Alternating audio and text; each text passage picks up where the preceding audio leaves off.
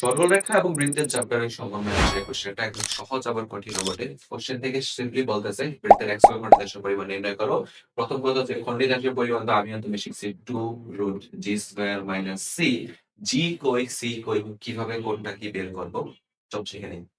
কোশ্চেনের শুরুতে আমাকে সমীকরণের মান বলে দিছে r হচ্ছে 8 cos theta plus 6 sin theta. এই সমীকরণটারে আমরা সিম্পলি দুই পাশে r দ্বারা গুণ করে নিতে পারি, কারণ আমরা কার্টেসীয় স্থানাঙ্ক থেকে জানি r cos এর মান x আর sin এর মান y। তাহলে r দ্বারা যদি গুণ করে দিলে পাচ্ছি r স্কয়ার হচ্ছে 8 r cos theta 8 r sin theta এবং r স্কয়ার মানে হচ্ছে x square plus y square equals to 8x plus 8y সাজিয়ে রাখেন ভাইয়া। x square plus y square minus 8x minus 8y equals to 0। এই সমীকরণে x এর সহগ দ্বারা ভাগ করলে আমরা g এর মান পাচ্ছি -4 এন্ড সেম ম্যানারে c এর মান তো নাই, কারণ ধ্রুবক পদের মান শূন্য।